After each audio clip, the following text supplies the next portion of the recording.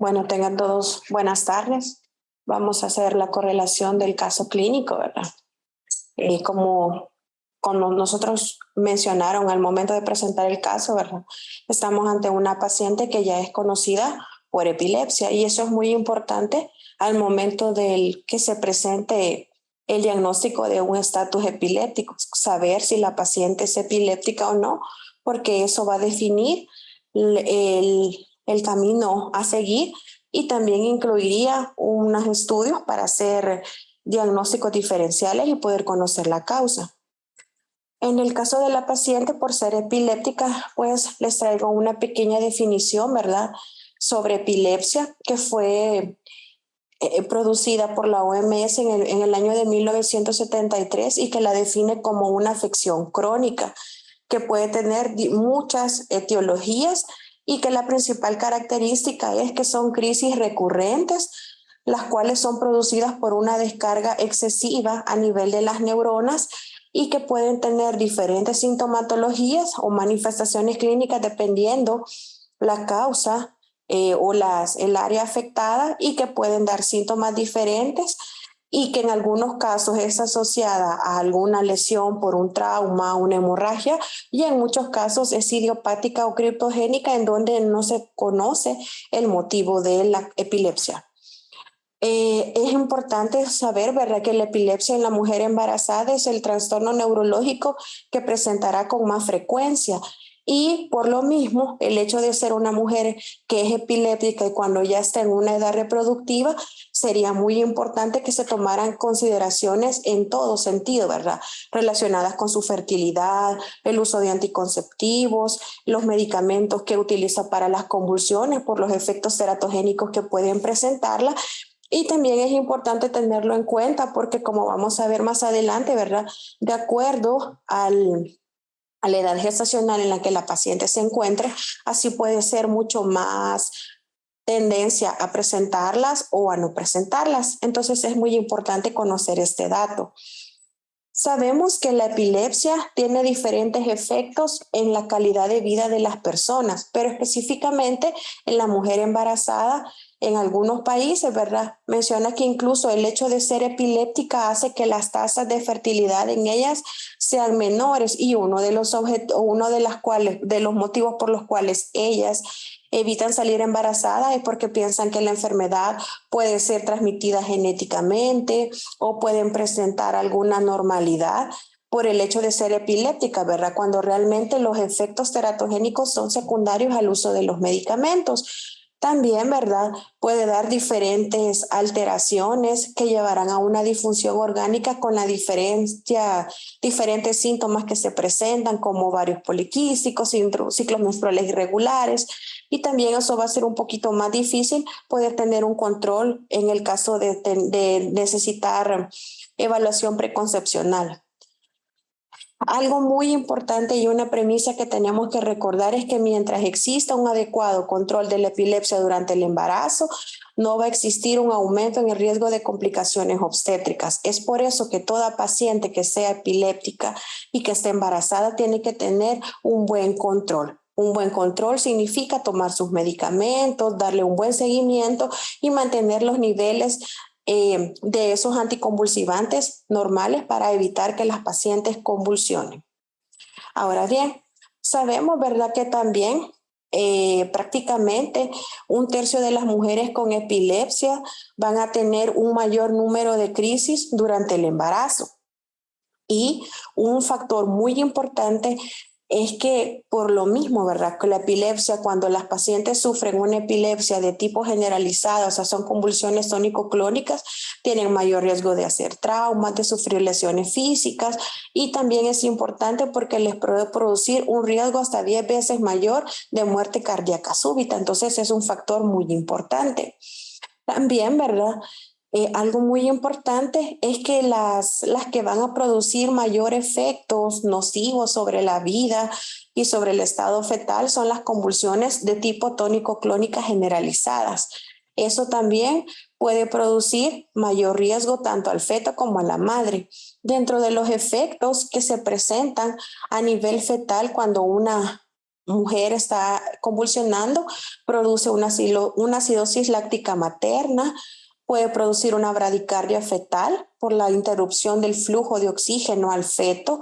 Los fetos también pueden ser pequeños para su edad gestacional, pueden desarrollar también trastornos hipertensivos y también traumas a causa del abdomen que puede producir una serie de alteraciones, abrupción de placenta y situaciones que pondrían en riesgo la vida del feto. También algo muy importante es que los momentos de la edad gestacional donde va a tener mayor riesgo de desarrollar crisis va a ser durante los primer trimestre y durante el tercer trimestre y durante el parto. Usualmente el comportamiento de las crisis convulsivas durante el primer trimestre nos van a definir a nosotros cómo se va a comportar la epilepsia durante todo el embarazo. En el caso de la paciente, según lo contó la doctora Tovar, ella había presentado prácticamente, ya llevaba 2 episodios previos de convulsiones en las cuales ella nunca había consultado y ya de por sí eso ya era un factor de riesgo que nos iba a identificar que en un futuro la paciente podía desarrollar el estatus epiléptico que se desarrolló. Lastimosamente, a veces no se cuenta con la información necesaria, pero no podríamos saber si tal vez anteriormente la paciente también había estado presentando episodios de convulsiones. Aparte también, algo muy importante cuando se hace la evaluación inicial de las pacientes, sobre todo cuando la familia va con ellas, porque como ellas están en estatus y no pueden proporcionar información, es preguntarle, ¿verdad?, los medicamentos que usa, si los ha estado utilizando correctamente y cuántos episodios previos había presentado de convulsiones. Es importante conocer cómo había sido, digamos, la evolución de la enfermedad previamente al embarazo para saber si a veces son pacientes epilépticas que son de difícil manejo. También es muy importante, ¿verdad?, durante este periodo que aumenten las convulsiones durante el trabajo de parto, más que todo durante la etapa de expulsión, y el riesgo de desarrollar un estatus epiléptico durante este periodo es del 1.8%, que todavía es muy importante. Y ya vamos a aclarar más adelante por qué. Primero, ¿verdad?, los factores de riesgos que nos van a estar incrementando las convulsiones durante el embarazo son mecanismos patológicos, es decir, que la paciente presente algún proceso infeccioso asociado, algún cambio, los cambios en el metabolismo que son propios del embarazo, lo cual también, ¿verdad?, va a generar una serie de efectos sobre la vida media, sobre la biodisponibilidad del medicamento anticonvulsivante que la paciente está utilizando. Entonces, todo eso puede reducir sus niveles terapéuticos y hacerla convulsionar. También, de por sí, por ser una etapa donde existen muchos cambios hormonales, donde tenemos estrógenos y progesterona, estos también van a causar mayor excitabilidad neuronal y por lo tanto el umbral convulsivo va a reducirse y existe el riesgo de desarrollar las convulsiones. La hiperemesis gravídica también, ¿verdad?, porque puede causar deshidratación, las pacientes a veces no comen, se deshidratan bastante y todo esto puede producir alteraciones electrolíticas que también la van a condicionar a desarrollar un estatus epiléptico. También cómo están cansadas, no duermen, la deprivación del sueño. Algunas veces ya en el posparto pueden tener depresión perinatal y ansiedad y no cumplir estrictamente con el tratamiento que se le da a la dosis adecuada. Todo eso le va a causar que la paciente sea con mayor riesgo a desarrollar la crisis. Y si se fijan, realmente todos estos cambios sí se presentan más que todo durante el primer trimestre.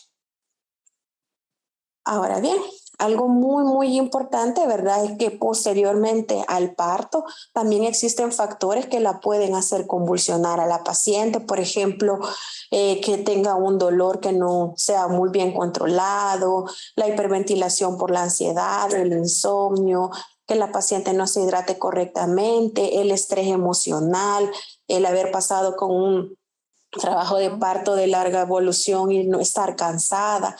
Todo eso puede producir a que la paciente nos convulsione también durante el trabajo de parto. Entonces, por eso es el otro periodo donde nosotros tenemos que estar pendientes y evitar todas estas complicaciones para evitar que la paciente convulsione y que desarrolle un estatus epiléptico. Usualmente el tratamiento de las convulsiones durante la gestación va a mejorar la calidad de vida materna, nos va a evitar el estatus epiléptico y nos va a prevenir todas las lesiones que son producidas por los movimientos que la paciente hace, ¿verdad? Pero como vamos a ver más adelante, las convulsiones pueden ser de diferentes tipos, las epilepsias. Entonces, en resumen, ¿verdad? Sabemos que una paciente convulsione o no, aparte de evitar los procesos infecciosos, la deshidratación, también va a depender en muchas ocasiones de la disponibilidad o la biodisponibilidad de los medicamentos.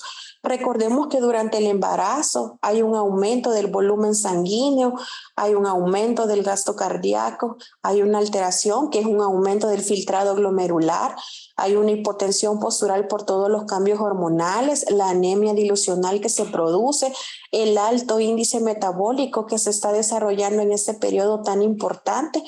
De todos ellos va a depender que la persona tenga ya sea un efecto positivo o negativo sobre el número de crisis que va a presentar. Ahora bien, como lo mencionó la doctora, ¿verdad? Nuestra paciente era una paciente que ya era conocida. Realmente en un principio quizás no tenemos el dato de qué anticonvulsivante ella estaba tomando, si lo tomaba en el tiempo correcto o si había tenido algún problema. Pero sí teníamos el dato que había estado presentando crisis en su casa por las cuales no había convulsionado. Ya simplemente por ese hecho, ella ya tiene mucho riesgo de desarrollar un estado epiléptico que fue el que ella presentó. Inicialmente fueron solamente como una crisis esporádica, los días que mencionaba la doctora dos veces, y posteriormente ya presentó un estatus porque ya no tuvo recuperación del estado de conciencia, y eso nos va a llevar a la definición de estatus epiléptico. Sin embargo, quería recordarles que aparte de todo lo que nosotros ya vimos que son factores que nosotros podemos modificar y en los cuales podemos hacer una intervención, también durante el embarazo puede haber alteraciones o cambios que son normales, pero que nosotros no podemos causar ningún impacto sobre ellos y que pueden estar asociadas en el desarrollo de los estatus epilépticos. Entre eso, ¿verdad? Mencionan que hay una adaptación inmune, una autoinmunidad a los tejidos cerebrales del feto, hay un incremento secundario de las neuroquininas o citoquinas inflamatorias, las endotelinas y el activador del plasminógeno tisular, que también pueden causar una crisis epiléptica.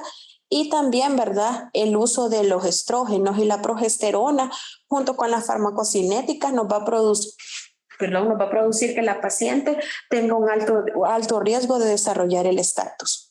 Entonces vamos a hablar un poquito sobre el estatus epiléptico, que ha sido un reto a lo largo de la historia, ¿verdad?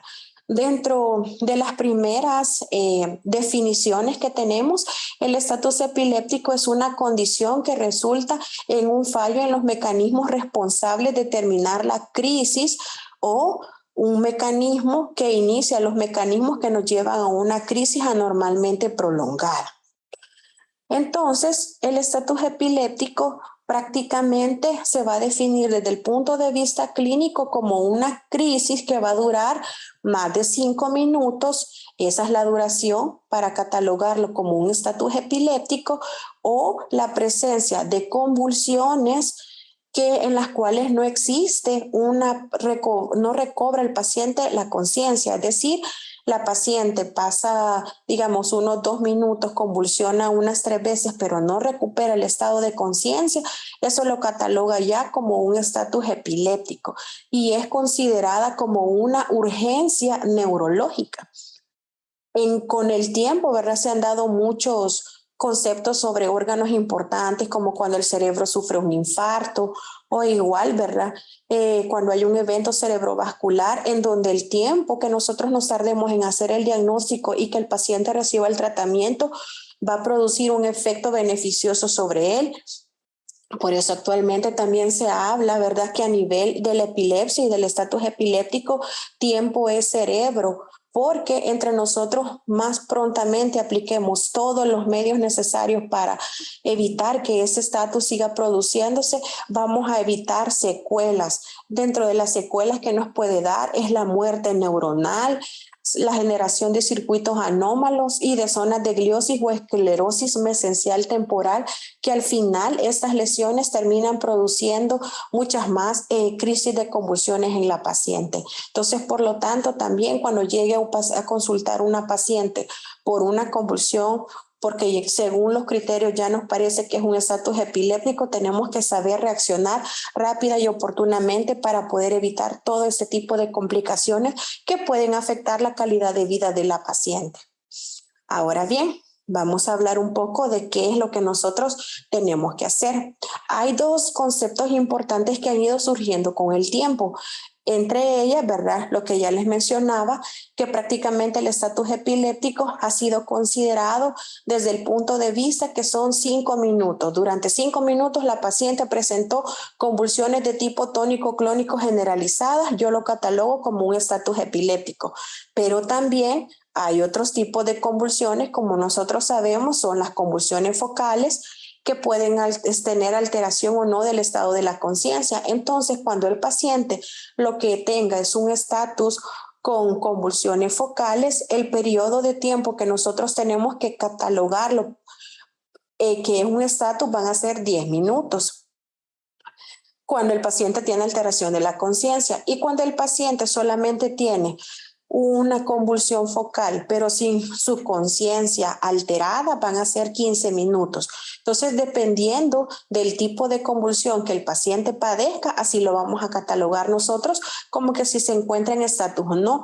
Usualmente nosotros a veces tendemos a darle como más prioridad, quizás porque nos impacta más las convulsiones tónico-clónicas generalizadas. Sin embargo, las convulsiones focales también producen un efecto importante a nivel neuronal que puede afectar la calidad de las pacientes. Sin embargo, ¿verdad?, no solamente se relaciona con el tiempo inicial con el que nosotros vemos que se presenta la convulsión, sino también se habla de un segundo tiempo.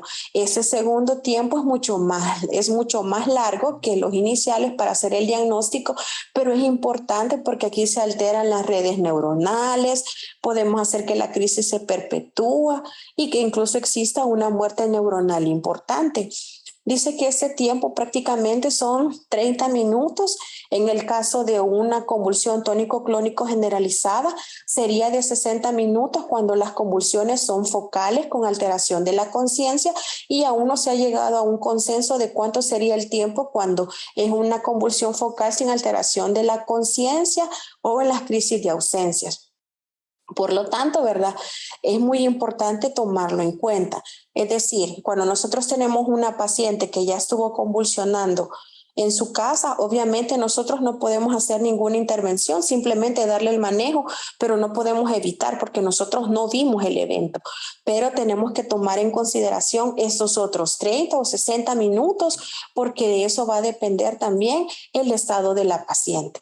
Y en base a todo esto, también se ha llegado a otra definición del estatus epiléptico, que lo categorizan en dos subdivisiones. El estatus epiléptico, que se considera ya refractario, en el cual, ¿verdad?, ya hay una actividad crítica que no podemos detenerla a pesar de que ya se le han administrado 2 medicamentos de segunda generación, que ya lo vamos a ver, y que la paciente no deja de convulsionar. Es decir, que nosotros ya le pusimos su benzodiazepina, ya le pusimos fenitoína y la paciente persista con convulsiones, entonces ya se considera que es un estatus epiléptico refractario. Entonces, y tenemos, aparte del estatus epiléptico refractario, tenemos uno súper refractario. en donde aquí lo que sucede es que ya estamos utilizando agentes de tercera línea y a pesar de eso la paciente está convulsionando y este fenómeno va a perdurar durante más de 24 horas a pesar que le hemos dado la dosis correcta y los medicamentos adecuados.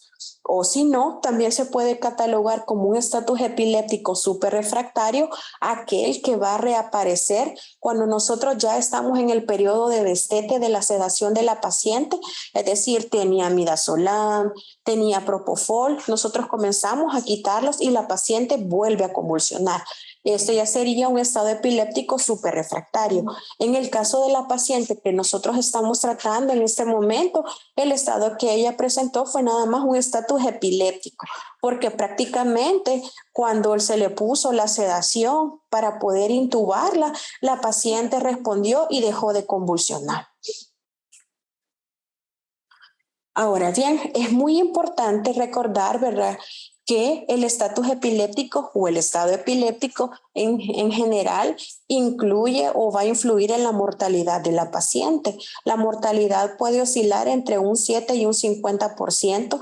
En el caso del refractario es del 43% la posibilidad de muerte a los 30 días y en edades avanzadas es desde el 76%. Entonces tiene una mortalidad con un impacto bastante importante. El pronóstico del estado epiléptico va a depender de la presentación clínica, de la edad de la paciente y de la duración del estado. Es decir, mientras nosotros no logremos quitar las convulsiones, le estamos haciendo al paciente que su pronóstico y que su mortalidad aumente. El estado epiléptico es importante, ¿verdad? Porque le puede producir, tal vez nosotros podemos ver un paciente que se mueve bien, no tiene déficit de las extremidades, pero el paciente puede tener secuelas importantes a nivel de sus funciones neuropsicológicas, cognitivas y de memoria, que le pueden dificultar, de acuerdo a la función que desempeñe, el que él pueda tener una vida laboralmente activa o que pueda estudiar determinadas carreras si es una paciente o un paciente joven. Entonces, para definir, ¿verdad? Es muy, muy, muy importante, como les mencionaba al principio, poder saber cuál es la causa del estado epiléptico. Cuando un paciente, y hacía la referencia si un paciente ya es conocido por epilepsia o un paciente no epiléptico. Cuando, por ejemplo, el paciente ya es epiléptico, la causa más frecuente de esto va a ser que el paciente no tome su medicamento o que se haya modificado la dosis. Y en esto hay que tener mucho cuidado porque muchas veces cuando las pacientes llegan y se ponen en controles prenatales, a veces se les modifican sus anticonvulsivantes. Y nosotros realmente nunca quizás medimos los niveles séricos del anticonvulsivante o cómo se encuentra, si alcanzó los niveles terapéuticos o si la paciente no convulsiona, porque todo cambio que nosotros hagamos en dosis o en cambio de medicamento la puede hacer convulsionar y es de explicarle a la paciente lo que puede suceder. Ahora bien, si nuestra paciente no tiene ningún antecedente de epilepsia, es importante descartar otras causas. Sin embargo, también es importante que si nuestra paciente ha estado tomando sus medicamentos en las dosis correctas, entonces también tenemos que buscar otras causas. Dentro de esas, que tenga una lesión neurológica aguda, como un evento cerebrovascular, ya sea una isquemia, una hemorragia, o que la paciente no tenga una vasculitis, que tenga un proceso infeccioso, ya sea una meningitis, una encefalitis, un absceso cerebral, que la paciente haya sufrido un trauma, que el paciente haya sufrido alguna lesión que la haya llevado a la anoxia o una hipoxia, que la paciente tenga un tumor cerebral, que tenga una enfermedad desmielinizante o que tenga algún proceso o algún tumor supratentorial que necesite cirugía. Entonces siempre lo tenemos que pensar. De ahí que no tenga una lesión sistémica aguda, ¿verdad? Más que todo esto hay que tratar de averiguarlo en pacientes que sufren convulsiones por primera vez, en las cuales a veces no sabemos qué paso hacer, ¿verdad? Sin embargo, cuando un paciente llega convulsionando, lo más importante siempre es enviar un estudio de imagen para poder ver las causas más importantes o corregibles, como una hemorragia que necesite ser intervenida quirúrgicamente, ¿verdad? Las lesiones sistémicas en las cuales yo tengo que pensar son desequilibrios de iones como una hiponatremia, las hipocalcemias, las hipomagnesiemias y las hipopofatemias. Un paciente con hipoglicemia, una deficiencia de vitaminas como la piridoxina, el uso de drogas ilícitas como la cocaína, que el paciente tenga una encefalopatía hipertensiva, una eclampsia, un síndrome de encefalopatía posterior reversible o la hipotensión, que la paciente consuma alcohol y se encuentre en una etapa de deprivación alcohólica, que tenga una falla renal, una falla hepática, una infección sistémica, la misma sepsis puede hacerla convulsionar, que no tenga un diagnóstico de una enfermedad multisistémica de tipo lupus o que no tenga efectos por medicamentos, que lo haya suspendido o que incluso también tenga una dosis muy alta. Entonces, todo esto es importante recordarlo al momento que nos enfrentemos ante una paciente que llega convulsionando y que en algunas ocasiones no tenemos ningún familiar cerca que nos pueda proporcionar información. Sabemos, ¿verdad?, que la epilepsia puede ser de dos tipos. Las epilepsias que pueden ser las convulsiones generalizadas o localizadas o focales, ¿verdad? Como ustedes pueden ver en la imagen, ahí se puede ver las convulsiones focales.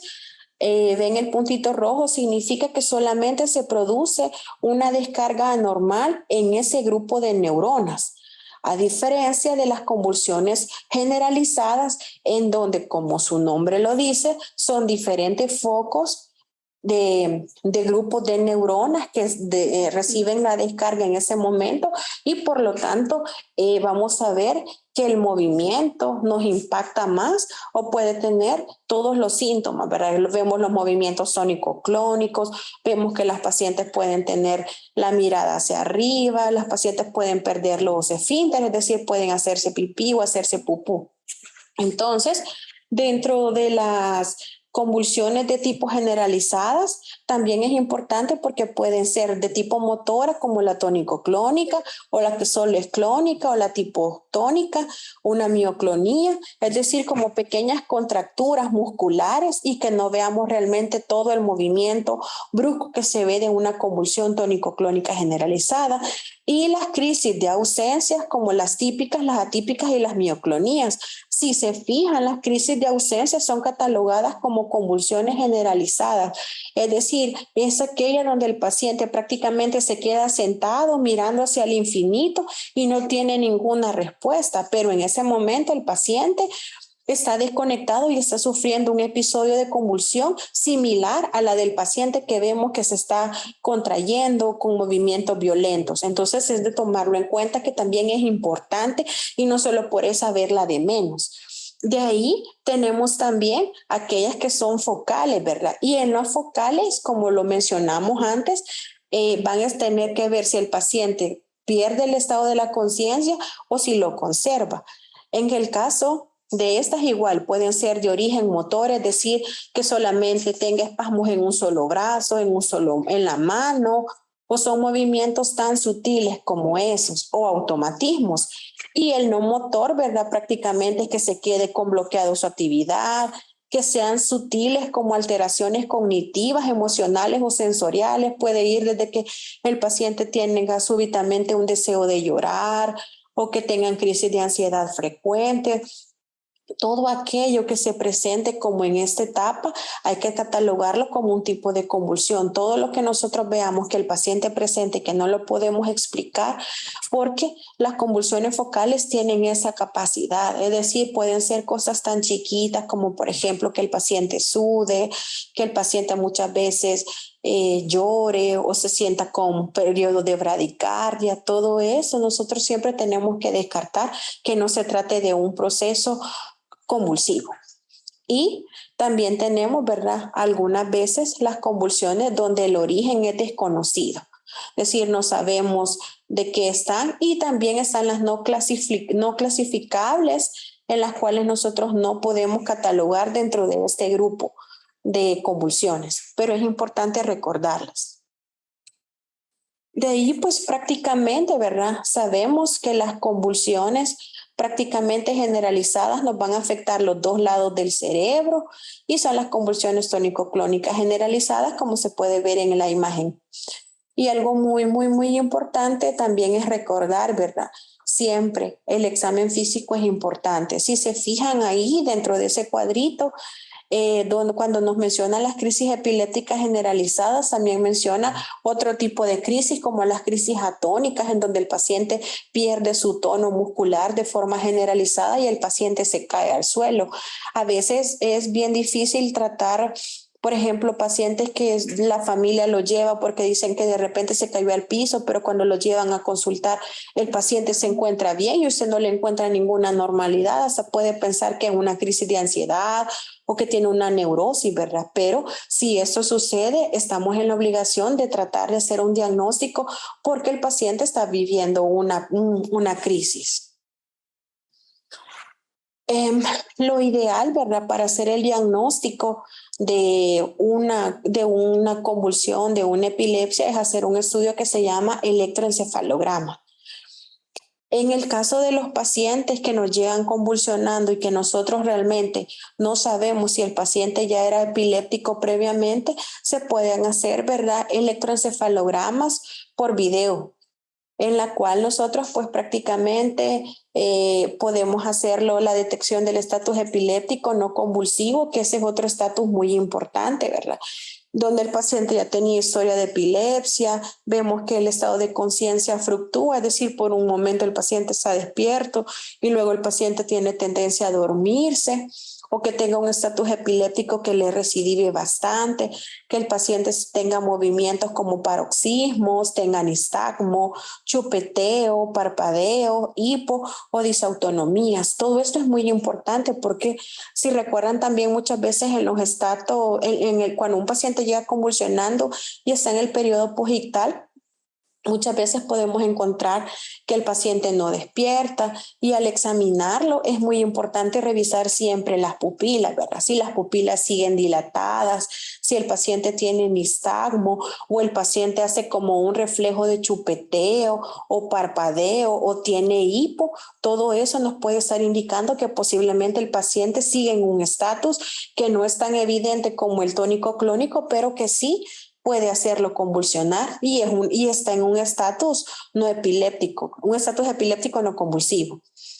Entonces también nos sirve para conocer, ¿verdad?, ese tipo de estudios, si la terapia que nosotros le estamos dando es importante, si logramos que el paciente llegue hasta un estatus de coma, ¿verdad? Si el paciente ha llegado a necesitar medicamentos que incluso lleven a la sedación profunda, también nos permite conocer complicaciones de las hemorragias subaracnoideas como los vasoespasmos. También nos permite conocer el pronóstico del paciente cuando tiene una encefalopatía posterior a un paro cardíaco o con la lesión que va a producirse después de la hipoxia. Ahora bien, es importante que cuando nosotros tenemos a un paciente que llega convulsionando, como en el caso de nuestra paciente, tenemos que tener ciertas medidas generales para estabilizarlo y contribuir a reducir que el paciente siga convulsionando. En el caso, por ejemplo, de que nosotros como personal sanitario recibamos un paciente con este tipo, primero, ¿verdad? Es importante siempre hacer el ABC. Es decir, tenemos que ver cómo está su vía aérea, tenemos que ver cuánto está saturando y tenemos que tomar sus constantes vitales, así como hacer una evaluación del Glasgow. Primero, ¿verdad? Porque dentro de otras causas de convulsiones puede ser que el paciente tenga alguna obstrucción de la vía aérea, entonces siempre tenemos que garantizar la apertura de la vía aérea. Si lo vemos, por ejemplo, que hay pacientes que hacen un evento cerebrovascular y a veces están comiendo, pueden haber aspirado y requerir también ventilación mecánica por la neumonía aspirativa asociada.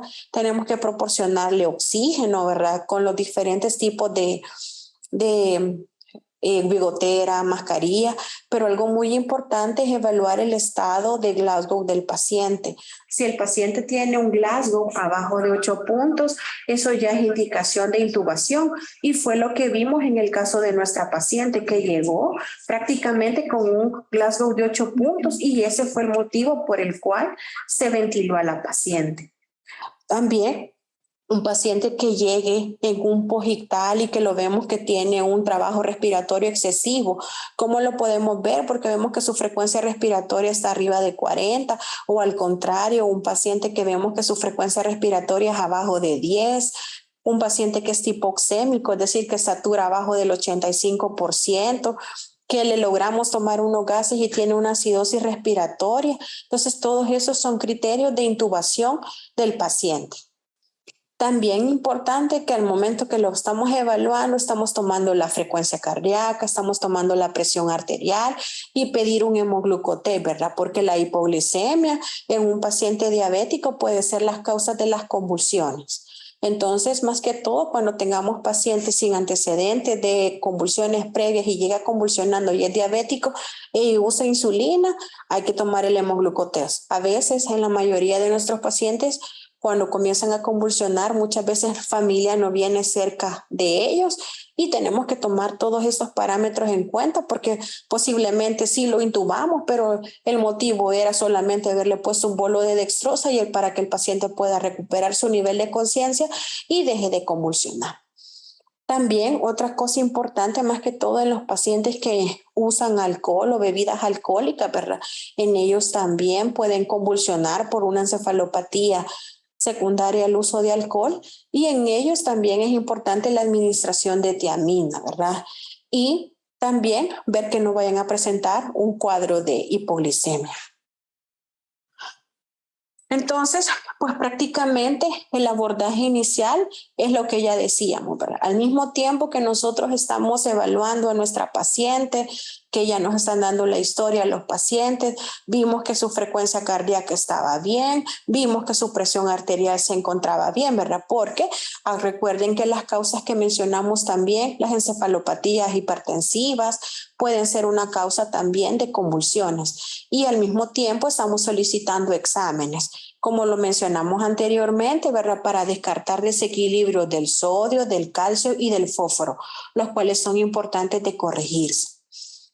Entonces, pues prácticamente nosotros cuando una vez hemos estabilizado a nuestro paciente, ya lo vimos, por ejemplo, ya vamos a pasar a la etapa de los medicamentos, pero es importante también comenzar a evaluar todo en sí de nuestro paciente.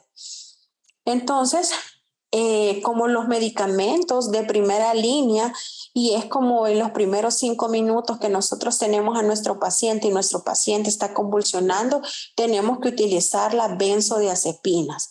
A la cabeza tenemos el diazepam, el midazolam y el lorazepam. Es importante porque en la mayoría de los centros de salud, unidades de salud, a veces también cuentan con diazepam. Y el diazepam es muy buen medicamento para las convulsiones o para el estatus epiléptico. Entonces, a veces no tenemos, como el paciente llega de su casa, no sabemos incluso ni cómo poder administrarlo. A veces se está intentando canalizar un acceso venoso. Sin embargo, el diazepam tiene una ventaja, igual que el midazolam, que el midazolam se podría poner intramuscular y el diazepam están descritos, como vamos a ver más adelante, hasta se pueden utilizar por vía rectal en el caso que nosotros no contemos con un acceso venoso en ese momento.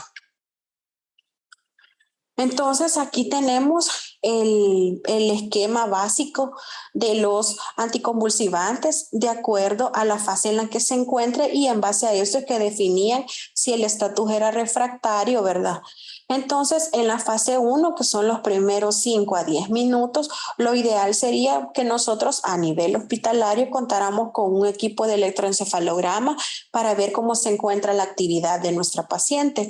Pero si obviamente la paciente está convulsionando, vamos a administrar lorazepam, diazepam o clonazepam o fenobarbital. Esos son los medicamentos de primera línea. Ahí ustedes pueden ver la dosis de lorazepam, que lastimosamente no contamos en el área de salud de la forma endovenosa, ¿verdad? Entonces, pero sí tenemos a nuestra disposición el diazepam, Entonces el diazepam se puede administrar de 5 a 10 miligramos, es decir, de media ampolla a una ampolla en bolos. La velocidad a la que se tiene que administrar o con la que le tenemos que solicitar al personal que lo cumpla son 5 miligramos por minuto. Y de ser necesario, la paciente, digamos, ya le pusimos la ampollita y sigue convulsionando, podemos administrar una segunda dosis porque ahí dice que lo máximo que podemos alcanzar son 20 miligramos. Y lo otro que muchas veces existe también es el midazolam. El midazolam, si se fijan acá, prácticamente lo pone como una ayuda cuando nosotros no contamos con un acceso venoso. Podemos poner 10 miligramos intramuscular. En los pacientes, si ya son ancianos o pesan abajo de 50 kilos, solamente se le ponen 5 miligramos. El midazolam viene la ampolla de 15 miligramos en 3 ml. Entonces ahí ustedes tendrían que ser más, si son más o menos 10 miligramos, serían 2 ml intramusculares los que se les tenía que administrar al paciente. Y también ahora hablan del midazolam que se pueden administrar 10 miligramos por la cavidad bucal. Prácticamente dice ahí, ¿verdad? Que si nosotros no tuviéramos otra forma de cómo administrarlo, se podría utilizar. Y el diazepam que también menciona que puede ser utilizado en forma rectal. Como, digamos, esas serían como medidas si nosotros no contamos con una vía y en todo lo que estamos buscando que se le canalice un acceso venoso por los movimientos. Pero también si logramos canalizar un acceso venoso y el paciente, a pesar de que ya le pusimos el diazepam, sigue convulsionando, podemos utilizar el fenobarbital. Que ahí está indicado, ¿verdad? Que viene, se le van a colocar 10 miligramos por kilo de peso al paciente y el bolus inicial va a ser de 10 a 20 a una velocidad de 100 miligramos por minuto. Es decir, que cuando usemos el fenobarbital sí va a ser necesario saber cuál es el peso de nuestro paciente. Luego tenemos la fase 2. La fase 2 ocurre de 10 a 30 minutos. Es decir, yo ya puse, vamos a empezar con lo que tenemos en la mayoría de lugares. Ya pusimos diazepam, no tenemos ni fenobarbital, pero el paciente sigue convulsionando. Entonces yo puedo ocupar un medicamento de la fase 2, que en este caso es la fenitoína. La dosis de la fenitoína van a ser 18 miligramos por kilo. Y esta es una dosis de carga que la vamos a pasar a 50 miligramos minuto. Y en algunos casos, ¿verdad? Porque hay un medicamento que se utiliza mucho en otros países, como lo es la fosfenitoína, que es un medicamento que ya tiene un metabolito mucho más avanzado, digamos, de la fenitoína y que tiende a ser un efecto mucho más próximo. Pero si no, nosotros podemos poner la fenitoína. Si se fijan, ahí no pone la dosis a la que todos habitualmente estamos acostumbrados, que le ponen que es 1 gramo, sino que prácticamente es en base a kilo de peso del paciente, son 18 miligramos. Luego, también nuestro segundo medicamento que podemos utilizar si el paciente continúa sus convulsiones es el valproico o el ácido valproico o valproato, que es de dosis de 30 miligramos por kilo. Y también se usa el levetiracetam, prácticamente la misma dosis que el valproato o la lacosamida. Esos 3 medicamentos últimos casi siempre son un poco difíciles de encontrarlos en presentaciones endovenosas. Entonces, prácticamente nosotros, después del uso de las benzodiazepinas, la siguiente sería la fenitoína. La fase 3, donde ya involucra otros medicamentos que ya, pues en este caso, ¿verdad? Realmente hay que valorar durante todo este proceso cómo está el estado de conciencia de mi paciente, cuál es el Glasgow, porque a medida que nosotros vamos utilizando estos medicamentos, va a ser importante ver cómo se encuentra la vía aérea del paciente. Si el paciente persiste con un Glasgow de 8 puntos, mejor intúbelo, porque la fenitoína, el diazepam, digamos que lo pueden mantener estable, pero cuando ya usamos los de tercera línea, como son propofol, el midazolam en infusión, el tiopental o el fenobarbital en infusión, ya prácticamente aquí vamos a necesitar tener una vía aérea protegida y vamos a requerir que el paciente esté con ventilación mecánica. De ahí, pues prácticamente, ¿verdad? El estado súper refractario, donde se mencionaba que era un paciente que había pasado convulsionando 24 horas y que ya tenía propofol y midazolam en infusión, y a pesar de eso continuaban con los episodios de convulsión o continuaban en un estatus epiléptico. Entonces aquí se pueden utilizar otros medicamentos como la ketamina, el magnesio, la inmunoterapia, los esteroides como la metilprednisolona, las inmunoglobulinas, plasmaféresis, fármacos inmunosupresores y opciones no farmacológicas que antes mencionaban la hipotermia o una dieta especial o ya prácticamente cuando llegamos a los nivel 4, prácticamente aquí tenemos que buscar la causa por la cual el paciente sigue en estatus. ¿Por qué menciono esteroides? Tampoco se le van a poner esteroides a todos los pacientes. Sin embargo, un paciente con lupus que debuta con una encefalopatía o una vasculitis a nivel cerebral puede presentar convulsiones o estatus epiléptico y requerir en su momento el uso de los inmunosupresores como la metilprednisolona. Entonces, prácticamente llegar a la etapa 4 es como hacer un diagnóstico diferencial para poder saber por qué el paciente sigue convulsionando a pesar que le hemos proporcionado todos los medicamentos en la dosis correcta y habitual. Aquí les traigo una tabla donde pueden ver el nivel de recomendación en el caso de las benzodiazepinas, ¿verdad? El lorazepam y el midazolam endovenosos, al igual que el midazolam intramuscular, tienen el mismo nivel de evidencia, son 1A, es decir, que hay evidencia importante que sustenta que ellos son los iniciales que nosotros debemos de utilizar. Lorazepam no tenemos, pero diazepam y midazolam sí. Y si no tengo ninguna vía en ese momento, puedo ocupar el midazolam intramuscular. Luego, también, ¿verdad? Tenemos los otros medicamentos como el fenobarbital endovenoso, que ya es categoría 1B, al igual que el valproato endovenoso. El levetiracetam es 1 o 2C y el levetiracetam oral es de 2 a 3D. Entonces, lamentablemente, la mayor parte de nuestros hospitales cuentan con levetiracetam, a veces simplemente oral. Entonces, prácticamente quedamos con benzodiazepinas y con fenobarbital. Y ya cuando ya tenemos un estatus epiléptico refractario, vemos que el midazolam en infusión o endovenoso ya tiene un nivel de evidencia 1B. El propofol también es 1B, al igual que el tiopental y el valproato. Entonces, algo muy importante cuando nosotros recibimos a un paciente en estatus es que tenemos que recordar que cada minuto que nosotros retrasemos el tratamiento, causamos un 5% de riesgo acumulado que la crisis dure más de 60 minutos y que los pacientes con estas secuelas neurológicas importantes que incluso pueden aparecer hasta los 4 años después que el paciente ha presentado el estatus.